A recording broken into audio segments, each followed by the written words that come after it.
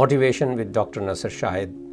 ہمارے اس فورم کا اصل مقصد تو یہ ہے کہ ہمارے اندر کے جو قوت عمل ہے وہ بہتر ہو جائے۔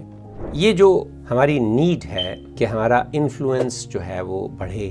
تاکہ ہم کوئی زندگی میں بہتر کام کر سکیں ایک ٹیم کی مدد سے، تو اس میں ظاہر ہے کہ جو آپ کے ارد گرد لوگ ہوتے ہیں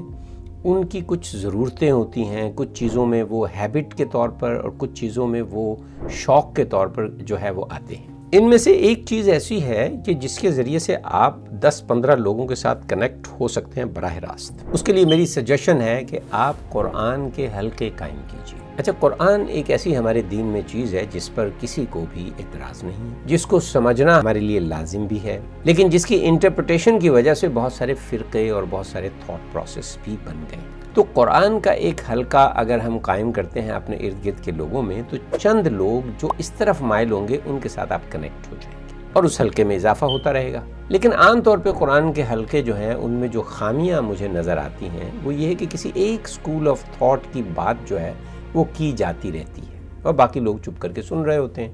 وہ اپنی طرف سے سمجھ رہے ہوتے ہیں کہ عربی ہماری زبان نہیں ہے، چلو جی یہ کسی عالم نے سمجھا ہے اور ہم اس کو سن رہے ہیں۔ میرا خیال ہے کہ یہ قرآن کی جو بنیادی میسج ہے اس کے خلاف ہے۔ دیکھیے، قرآن ہماری عقل کو ایڈریس کرتا ہے، ہمیں سوچنے سمجھنے کے لیے جو ہے وہ آمادہ کرتا ہے، اس کی دعوت دیتا ہے کہ ہم سوچ سمجھ کے اپنے دین کو انٹیگریٹ کریں، انٹرنلائز کریں، اور ہمارا عمل جو ہے وہ سوچا سمجھا ہو، دیکھا بھالا ہو۔ یہ نہیں ہے کہ ہم نے کہیں سے جو سنا وہ اب دین بن گیا اور دین کی شکل میں ہم اس پہ اندھا دھند چلے جا رہے ہیں۔ میرا خیال یہ کہ قرآن کے حلقوں میں جو ہے ایک ماڈریٹر ہونا چاہیے جو میک شور کرے کہ ٹائم کی پابندی ہو اور ایک لوگوں کا ٹائم اننیسیسری بحث و مباحثے میں ضائع نہ ہو۔ تو ماڈریٹر کا کام ہے کہ اگر قرآن کی 3 آیتیں ہم پڑھ رہے ہیں تو ان کا آسان سا ٹرانسلیشن جو ہے وہ پیش کر دیا جائے۔ اللہ نے اس کتاب کو بڑا آسان بنایا ہے، ٹرانسلیشن کرنا ذرا مشکل ہو جاتا ہے بعض اوقات، لیکن آپ یہ کر سکتے ہیں کہ جو 3-4 ڈیفرنٹ تفاسیر ہیں، آپ ان تفاسیر کو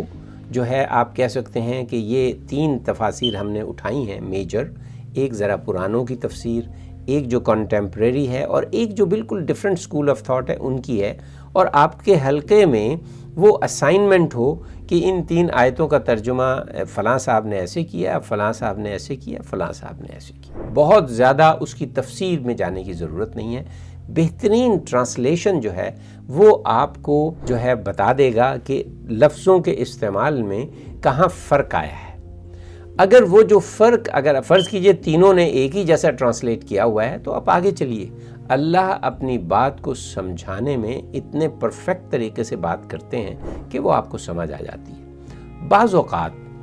اس قرآن کے حلقے میں قرآن کے سمجھنے کے کچھ اصول ہیں، وہ اصول البتہ ہم دہراتے رہیں، کیونکہ اگر وہ اصول جو ہیں سامنے نہ رکھے جائیں تو پھر ایک بات سے کوئی بات بھی نکل سکتی ہے۔ تو وہ اصولوں کو ہر دفعہ ہر حلقے میں ایک اصول جو ہے وہ ڈسکرائب کر دیا جائے اور تھوڑا سا ٹرانسلیٹ کر لیا جائے، and that's it, we move forward for the next حلقہ۔